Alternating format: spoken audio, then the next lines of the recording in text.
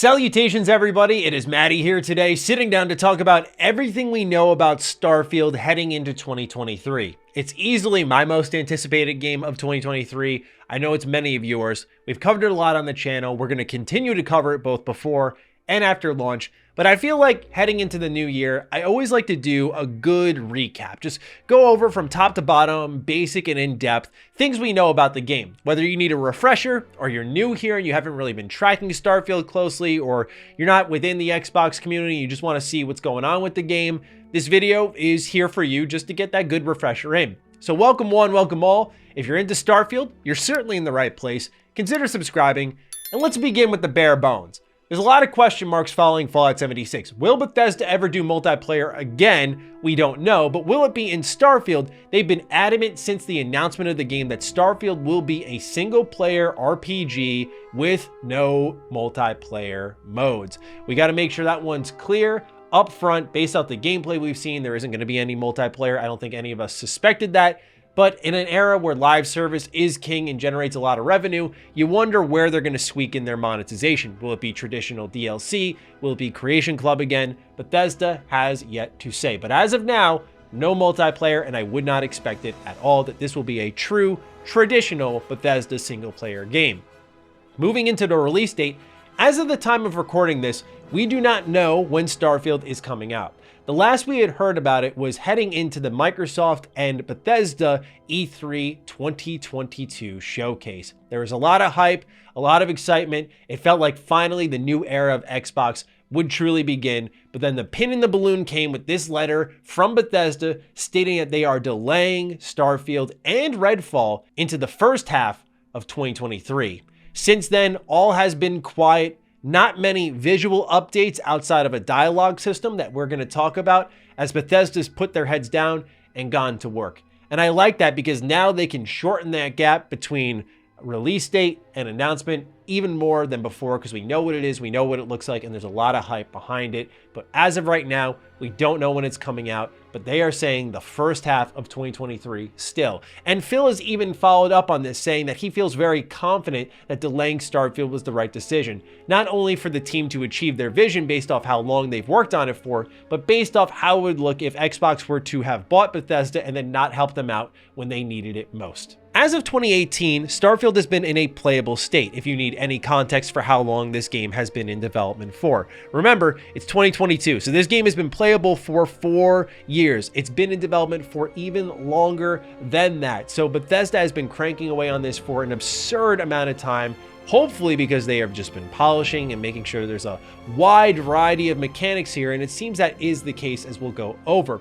But what Starfield has been defined as by Todd Howard is Skyrim in space.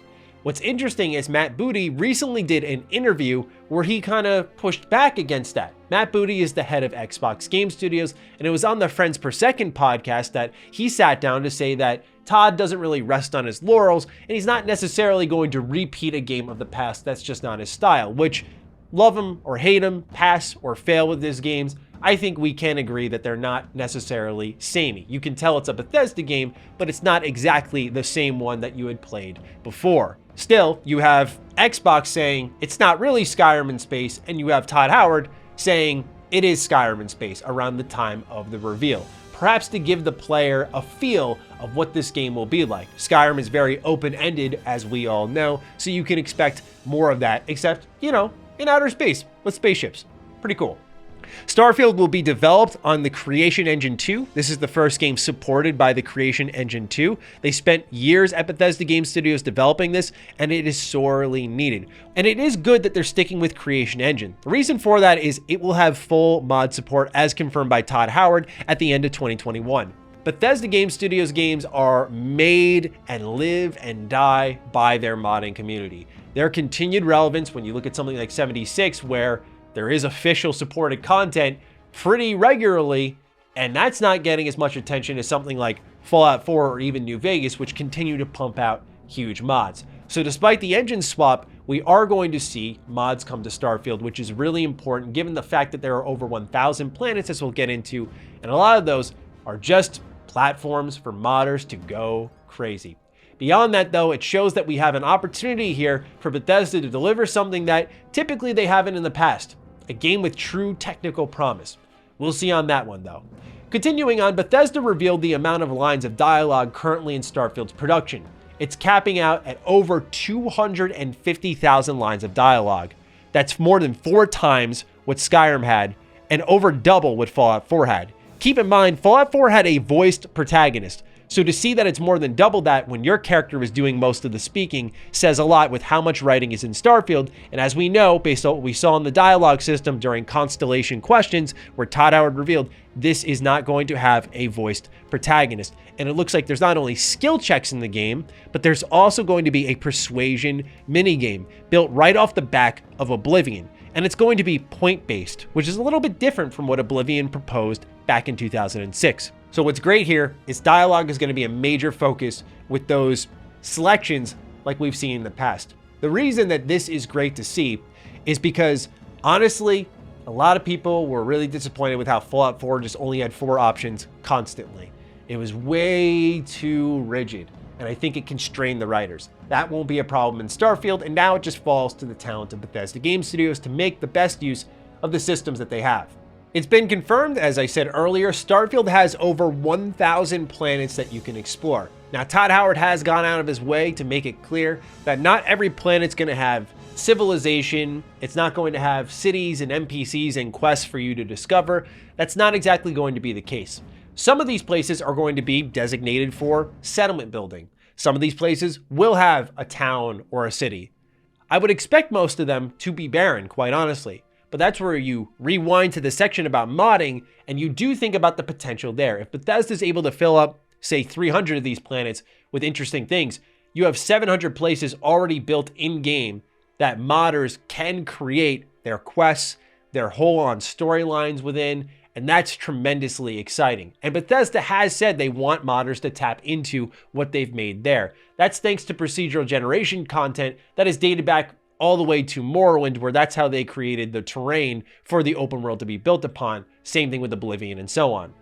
Now, of course, when you're exploring outer space, you're going to have your own spaceship, and it is customizable here in Starfield. And in fact, there is a jump range for your starship, which means that you can only go to certain galaxies at a certain pace based off how you upgrade your ship. So there isn't exactly something like, I would say, a fuel limit in this game. That much has been confirmed. They didn't want to make it a space sim. They didn't want to make it too hardcore. They still wanted to have it be a fun game, but you will have to upgrade your ship to reach the further boundaries of outer space. And while you're out there, you're going to be hearing some pretty good tunes, because the composer of the Fallout franchise for Fallout 3, 4 is actually going to be back here for Starfield, and that's Einon Zur. You can actually hear some of his music that he's composed throughout the Starfield suite, throughout some of the videos that Bethesda Game Studios has posted, and it sounds wonderful. Now, on the subject of star systems, space, the many planets in Starfield, you may find what Todd Howard shared on the Lex Friedman podcast quite interesting. You see, he appeared on this show for almost 3 hours, and he talked about all sorts of things ranging from the Amazon Fallout TV show to Elder Scrolls 6. But of course, for this video, on the subject of Starfield, he had many tidbits to share. One of those examples is a level 40 space system. Now, the reason that this is really important to indicate the reason this is important to point out is because it means that Starfield will have a rubber banding mechanic, much like previous Bethesda Game Studios games. It will still have that sense of openness, but it will fire you back in some regard. What this means for those who are unfamiliar with this term is, let's say you're playing Fallout 4 and you roam into the glowing sea.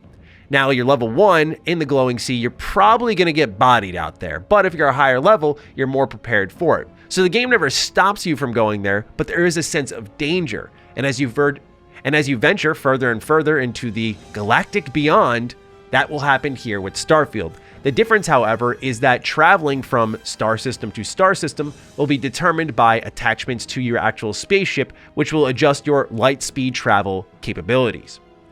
He also got into the idea of a large number of planets in the game, something that was very concerning for many Starfield fans. Why are there 1,000+ planets when none of them are going to have any real content on them? Just go smaller, Todd.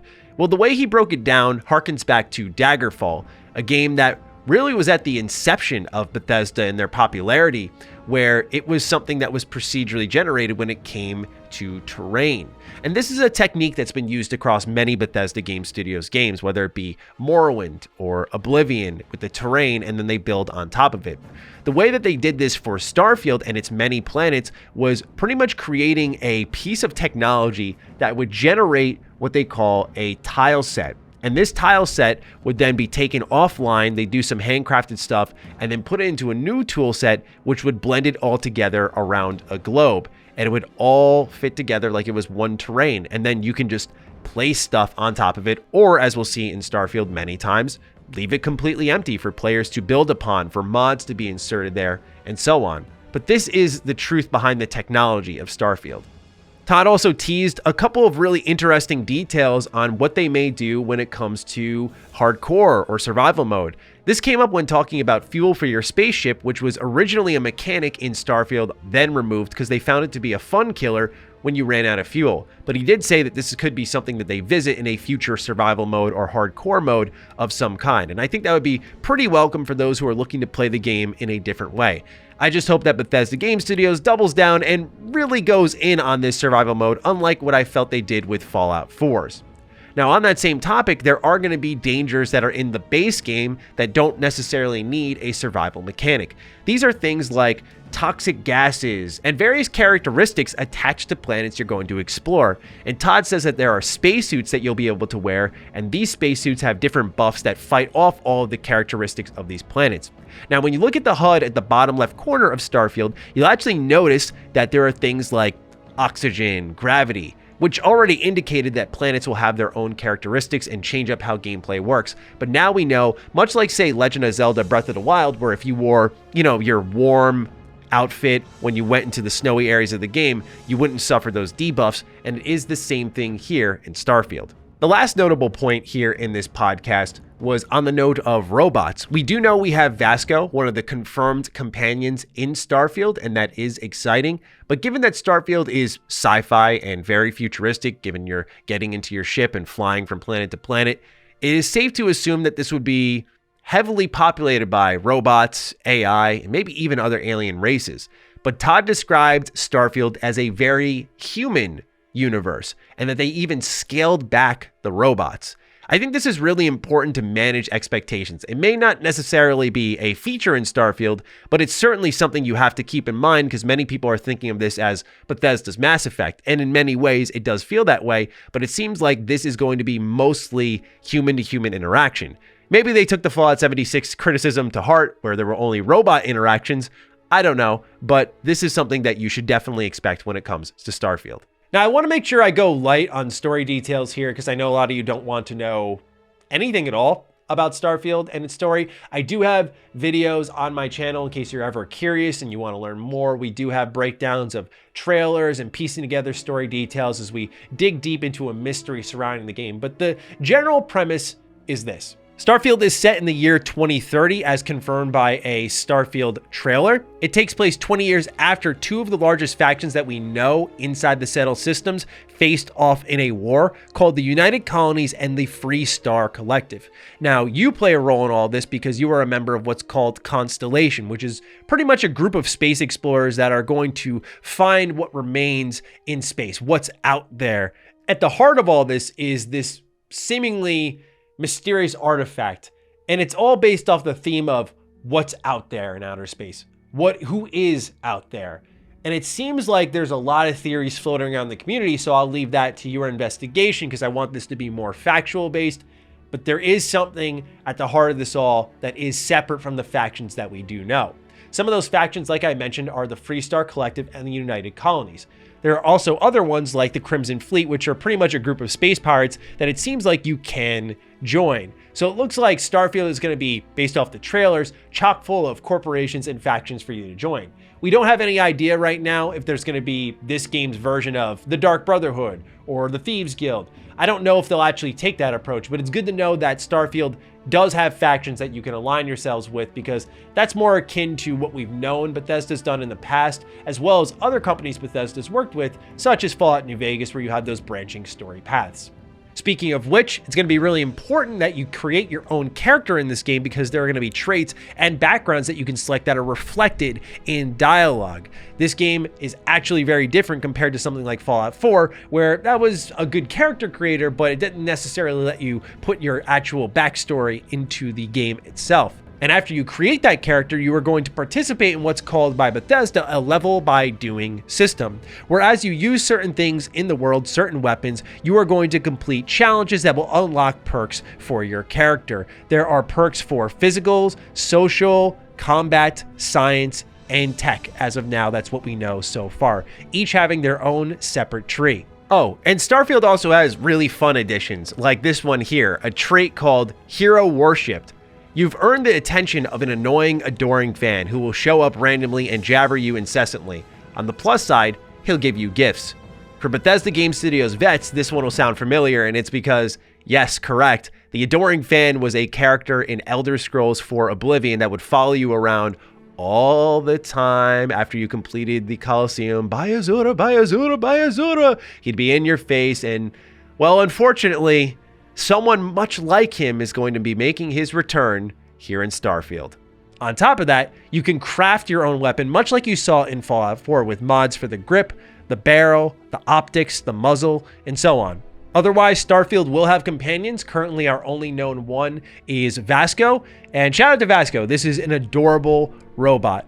They also highlighted in settlement building that there will be a top-down camera, something that the current settlement mode could really use, and this is going to be great because when you build these settlements on these barren planets, you'll actually be able to bring people here and farm resources that you'll be able to use to not only craft weapons, but also to build things for your starship to help reach the further boundaries of space. So all the systems seemingly fit together like a glove. And that's pretty much everything we know so far about Starfield in 2023. Now again, in all transparency, there are other things that I could dive deeper into, particularly with the story, but I wanted to focus more on mechanics, stay a little surface level here, and make sure everyone knew what this game was, that it's single player, it's by the Bethesda Game Studios A-team led by Todd Howard, and that there's a lot here happening with this game, from space travel to deeper dialogue to actual space combat. There's a lot happening here.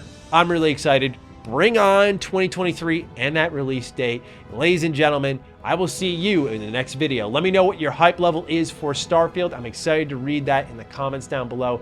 Other than that, take great care of yourselves, and I will see you next time. Be sure to follow me on Twitter, follow me on Instagram. Those links are in the description down below. And a big thank you to all the patrons, all the members who continue to support the hell out of the content here. Stay sexy, stay active. I love you all. Peace.